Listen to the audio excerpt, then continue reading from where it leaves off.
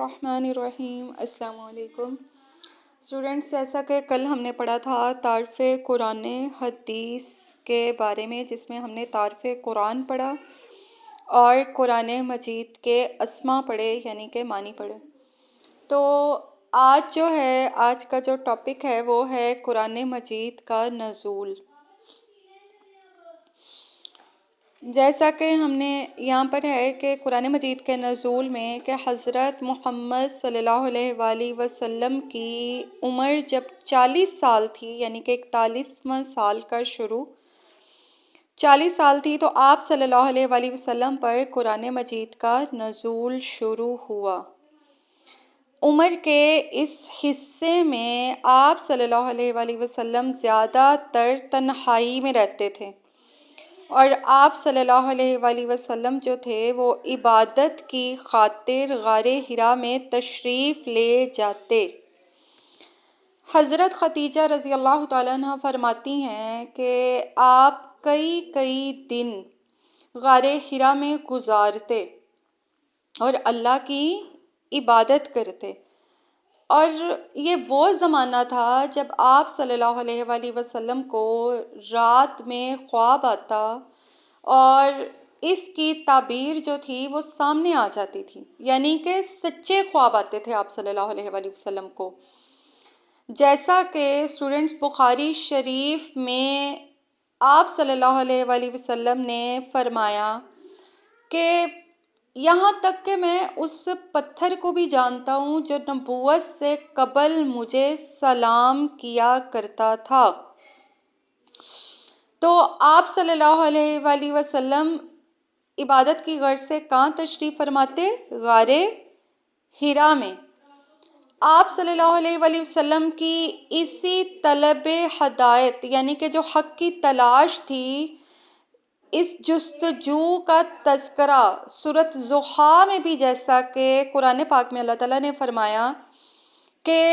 وَوَجَدَكَ ضَالًا فَہَدَىٰ، کہ اے پیارے پیغمبر آپ صلی اللہ علیہ وآلہ وسلم، یعنی کہ جب تلاش حق میں سرگرداں تھے تو اللہ تعالیٰ نے آپ کو راہ دکھائی، ہدایت کی راہ دکھائی۔ تو آپ صلی اللہ علیہ وآلہ وسلم جب غار حرا میں تشریف فرما تھے تو کیا ہوتا ہے کہ ایک فرشتہ آتا ہے، مطلب کہ جب آپ صلی اللہ علیہ وسلم غار میں مصروف عبادت تھے تو اچانک حضرت جبرائیل علیہ السلام جو تھے وہ غار کے دہانے پہ، کنارے پہ تشریف لاتے ہیں۔ تو حضرت محمد صلی اللہ علیہ وآلہ وسلم کو کیا کرتے ہیں؟ گلے لگاتے ہیں۔ تو آپ صلی اللہ علیہ وسلم فرماتے ہیں کہ جب انہوں نے گلے لگائے تو آپ فرماتے ہیں مجھے ایسے محسوس ہوا جیسے میری پسلیاں جو ہیں وہ ایک دوسرے میں کیا ہو رہی ہیں؟ گھس رہی ہیں، یعنی کہ مجھے بڑی شدت محسوس ہوتی ہے۔ تو جب حضرت محمد صلی اللہ علیہ وسلم کو کیا کیا کہ جب آپ صلی اللہ علیہ وسلم جب غار میں تشریف لائے اور آپ صلی اللہ علیہ وسلم کو گلے لگایا تو آپ صلی اللہ علیہ وسلم کو حضرت جبرائیل علیہ السلام کیا فرما رہے ہیں کہ پڑھیے۔ تو آپ صلی اللہ علیہ وآلہ وسلم نے کیا فرمایا کہ میں پڑھا لکھا نہیں ہوں۔ انہوں نے دوسری بار بھی یہی کہا، تیسری بار بھی یہی کہا پڑھیے، تو آپ صلی اللہ علیہ وسلم نے آگے سے یہی فرمایا کہ میں پڑھا لکھا نہیں ہوں۔ تو چوتھی بار حضرت جبرائیل علیہ السلام نے آپ صلی اللہ علیہ وسلم کو پکڑ کر دبایا اور چھوڑ دیا، اور اس کے بعد سورۃ علق کی جو تھی وہ پہلی 5 آیات پڑھی۔ کیا فرمایا کہ اقرأ، یعنی کہ پڑھیے، بسمی نام کے ساتھ، ربی کا، اپنے رب کے، الذی جس نے، خلق پیدا کیا، خلق پیدا کیا، الانسان انسان کو، من سے، علق یعنی کہ جمے ہوئے خون سے، کہ جس نے انسان کو جمے ہوئے خون سے پیدا کیا۔ اقرأ پڑھیے، وربک، اور آپ کا رب جو ہے، اکرم بڑی عزت والا ہے، بزرگی والا ہے، الذی جس نے، علم سکھایا، با ساتھ کے معنوں میں آئے گا، بالقلم یعنی کہ قلم کے ساتھ، جس نے انسان کو قلم کے ساتھ علم سکھایا، علم سکھایا، الانسان جو انسان کو، ما جو، لم نہیں، یعلم وہ جانتا تھا۔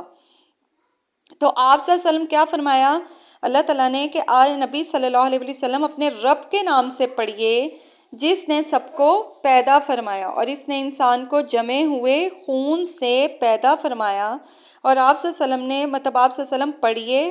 اور آپ پڑھیے کہ آپ کا رب جو ہے وہ بڑا کریم ہے، جس نے قلم کے ذریعے علم سکھایا اور انسان کو وہ کچھ سکھایا جو وہ نہیں جانتا تھا۔ جو یہ پہلی 5 آیات تھی تو کیا ہوا کہ آپ صلی اللہ علیہ وآلہ وسلم پر بوجھ ثابت ہوئیں، آپ صلی اللہ علیہ وسلم پر کپ کپی طاری ہو گئی۔ تو آپ صلی اللہ علیہ وآلہ وسلم سیدھے گھر تشریف لائے، اور آپ صلی اللہ علیہ وسلم نے اپنی زوجہ محترمہ حضرت خدیجہ رضی اللہ تعالیٰ عنہ کو سارا واقعہ سنایا۔ تو آپ صلی اللہ علیہ وسلم حضرت خدیجہ رضی اللہ تعالیٰ عنہ کو جب گھر تشریف لائے تو کہا کہ زمیلونی زمیلونی، یعنی کہ مجھے چادر اڑا دو۔ جب آپ صلی اللہ علیہ وآلہ وسلم کی طبیعت تھوڑی بہتر ہوئی تو آپ صلی اللہ علیہ وسلم نے کیا کیا کہ سارا واقعہ حضرت خدیجہ رضی اللہ تعالیٰ عنہ کو سنایا۔ تو آپ صلی اللہ علیہ وسلم نے آگے سے یہ فرمایا کہ جب وحی کی جو آیات جو نازل ہوئی اور حضرت جبرائیل علیہ السلام کا غار میں تشریف لانا جب ذکر کیا تو آپ صلی اللہ علیہ وآلہ وسلم نے آگے سے فرمایا کہ مجھے اپنی جان کے جانے کا خطرہ ہے، لیکن حضرت خدیجہ رضی اللہ تعالیٰ عنہ نے آپ صلی اللہ علیہ وسلم کو آگے سے فرمایا، تسلی دی کہ آپ صلی اللہ علیہ وآلہ وسلم کو جو ہے وہ اللہ تعالیٰ ہرگز ناکام نہیں کرے گا، کیونکہ آپ رشتوں کو باہم جوڑتے ہیں۔ آپ صلی اللہ علیہ وآلہ وسلم لوگوں کی مشکلات کا بوجھ اٹھاتے ہیں، یعنی کہ ان کا بوجھ برداشت کرتے ہیں۔ آپ فقیروں کو مال عطا کرتے ہیں۔ آپ صلی اللہ علیہ وسلم